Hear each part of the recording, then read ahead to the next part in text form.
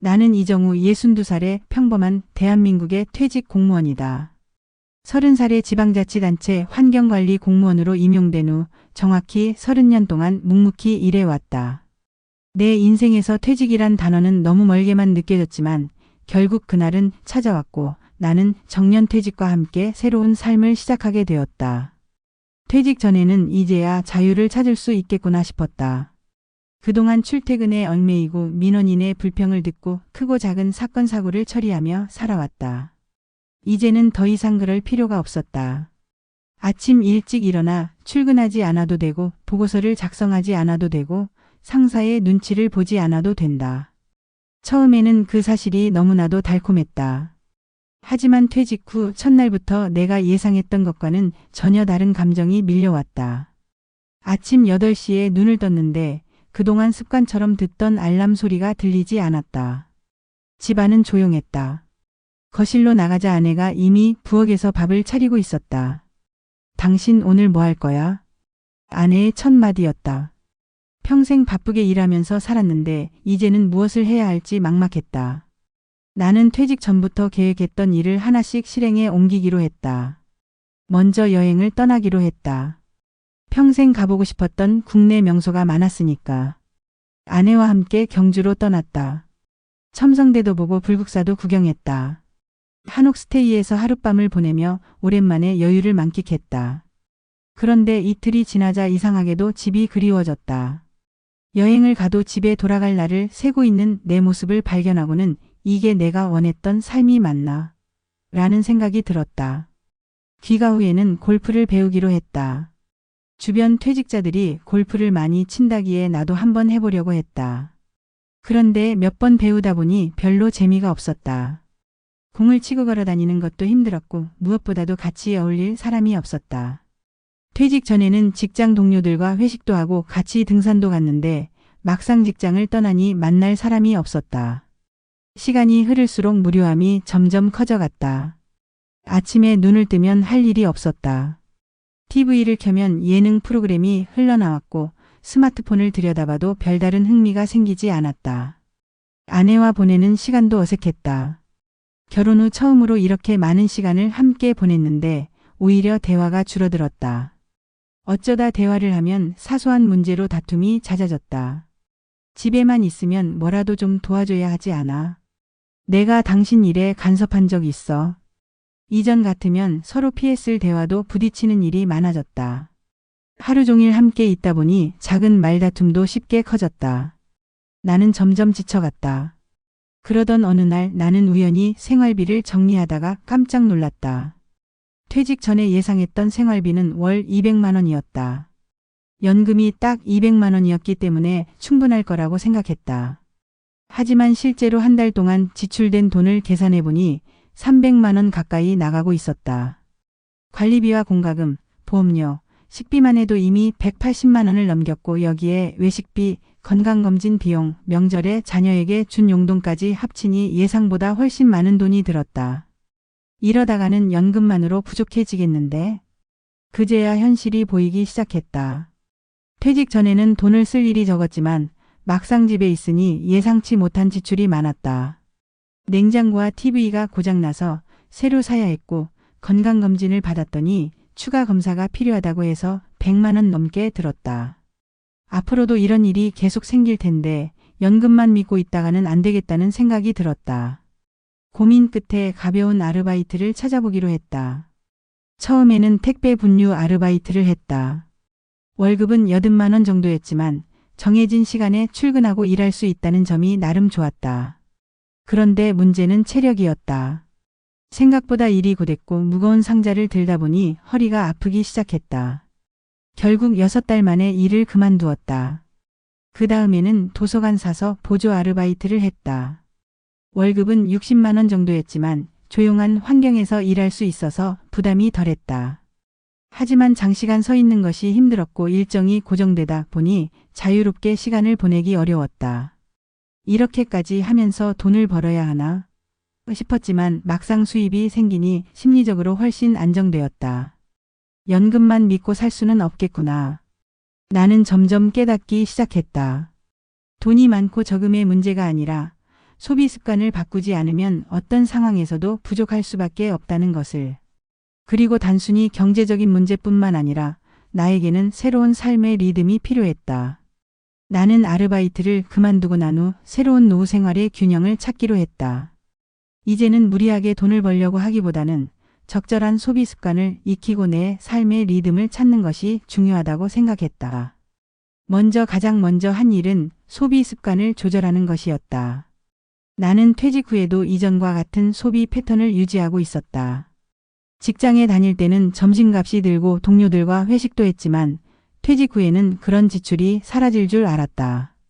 그런데 오히려 외식 비용이 늘었다. 집에서 밥을 해 먹기 귀찮아지면서 아내와 함께 자주 밖에서 식사를 하게 된 것이다. 뿐만 아니라 심심하다는 이유로 불필요한 쇼핑도 많아졌다. 그래서 나는 예산을 다시 짜보기로 했다. 고정 지출과 변동 지출을 명확히 나누고 불필요한 소비를 줄이기로 했다. 예를 들면 외식은 한 달에 2번으로 줄이고 비싼 골프 대신 가까운 공원을 산책하기로 했다. 또 공공체육시설을 이용하면 저렴한 비용으로 운동을 할 수 있다는 것도 알게 되었다. 소소하지만 확실한 행복을 실천해 보기로 했다. 비싼 취미 대신 돈이 들지 않는 활동을 찾아 나섰다. 매일 아침 공원을 산책하면서 운동을 하기 시작했다. 처음에는 운동이라기보다는 그냥 바람 쐬는 기분으로 나갔는데 몸이 점점 가벼워지는 걸 느꼈다. 공원에서 만나는 사람들과 인사도 나누면서 새로운 관계도 생겼다. 그러던 중 동네 도서관에서 독서 모임을 운영한다는 소식을 들었다. 책을 좋아하던 나는 바로 신청했다. 첫날은 조금 어색했지만 다양한 연령대의 사람들과 함께 책을 읽고 토론하는 것이 점점 재미있어졌다. 새로운 사람들과 이야기를 나누는 것이 오랜만이었다. 나처럼 퇴직 후 무료함을 느끼는 사람들이 많았고 그들과 공통된 고민을 나누다 보니 마음도 한결 편해졌다. 그리고 가장 중요한 변화는 아내와의 관계 회복이었다. 퇴직 후 처음에는 함께 있는 시간이 많아지면서 자꾸 다투게 됐다. 하지만 이제는 오히려 퇴직 후 처음으로 대화를 많이 나누게 되었다. 예전에는 퇴근하면 피곤하다는 이유로 아내와 깊이 있는 이야기를 하지 않았다. 그런데 이제는 하루의 일과를 공유하고 서로의 관심사를 알아가면서 관계가 조금씩 달라졌다. 나는 지역 문화센터에서 요가 강좌를 신청했고 아내는 서예를 배우기로 했다. 각자 자신의 시간을 가지면서도 함께하는 시간을 점점 늘려갔다. 어느 날 아내가 말했다. 우리 오랜만에 함께 여행 가볼까? 나는 처음으로 기쁜 마음으로 아내의 제안을 받아들였다. 예전처럼 단순히 어디를 가느냐가 중요한 것이 아니라 함께 시간을 보낸다는 것 자체가 중요하다는 걸 깨달았기 때문이다. 퇴직 후 가장 크게 달라진 점은 자녀들과의 관계였다. 퇴직 전에는 바쁘다는 이유로 자녀들과 많은 시간을 보내지 못했다. 특히 아들은 이미 가정을 꾸렸고 딸은 독립해서 혼자 살고 있었다. 퇴직 후에는 부모로서 해야 할 역할이 줄어들면서 관계도 어색해졌다. 처음에는 명절이나 기념일마다 용돈을 주며 자녀들에게 다가가려 했지만 곧 그것이 해결책이 아니라는 걸 깨달았다. 단순히 돈을 주는 것보다 함께 시간을 보내는 것이 더 중요하다는 것을 알게 되었다. 그래서 아들과는 함께 등산을 가보기로 했다. 처음에는 어색했지만 산을 오르면서 자연스럽게 대화가 오갔다.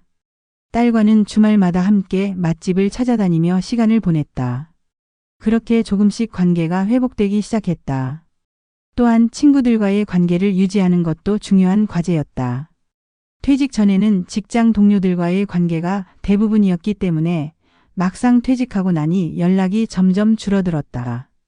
처음에는 서운했지만 시간이 지나면서 자연스러운 일이라는 걸 받아들이게 되었다. 대신 오랜 친구들에게 먼저 연락을 해보기로 했다. 예전에 함께 등산을 다니던 친구들에게 연락해 다시 모임을 만들었다. 한 달에 한 번씩 함께 산에 오르면서 예전처럼 서로의 안부를 묻고 시간을 보냈다. 그렇게 하다 보니 다시 활력이 생겼다. 나는 퇴직 후 돈이 가장 중요하다고 생각했지만 결국에는 함께하는 사람이 가장 중요하다는 걸 깨달았다. 나는 퇴직 후 많은 시행착오를 겪으면서 몇 가지 중요한 교훈을 얻었다. 첫째, 은퇴 후에는 단순히 돈보다 삶의 리듬을 유지하는 것이 중요하다. 퇴직 후 아무런 계획이 없으면 무료함과 공허함이 찾아온다. 일정한 생활 패턴을 유지하는 것이 무엇보다 중요하다. 둘째, 연금이 많아도 추가 수입이 있으면 심리적으로 안정된다. 나는 연금만으로 생활이 가능할 거라고 생각했지만 막상 예상치 못한 지출이 많았다. 작은 수입이라도 있으면 마음이 훨씬 편해진다. 셋째, 소비 습관을 조절하는 것이 필수다. 퇴직 전과 같은 소비 습관을 유지하면 아무리 많은 연금을 받아도 부족할 수밖에 없다. 지출을 계획적으로 관리하는 것이 중요하다. 넷째, 노후의 가장 중요한 요소는 건강과 사회적 관계다. 돈도 중요하지만 결국 건강을 유지하고 사람들과 관계를 이어가는 것이 더 중요하다. 다섯째, 퇴직 후에는 단순한 돈보다 삶의 의미를 찾는 것이 중요하다. 퇴직 후의 삶은 단순한 쉬는 시간이 아니라 새로운 인생을 설계하는 시간이다. 내가 무엇을 좋아하는지, 어떤 삶을 원하는지 고민하는 것이 필요하다. 이제 나는 퇴직 후의 삶에 어느 정도 적응했다. 처음에는 막막하고 불안했지만 이제는 하루하루가 더 의미 있게 느껴진다. 퇴직 후 연금만 있으면 노후가 편안할 거라고 생각했다. 하지만 퇴직 후 가장 중요한 것은 돈, 건강, 관계 이 세 가지였다. 미리 준비하지 않으면 예상치 못한 고민과 불안이 찾아올 수 있다. 나는 이제야 안정된 노후를 찾아가고 있다. 여러분도 은퇴 후의 삶을 미리 준비하시길 바란다.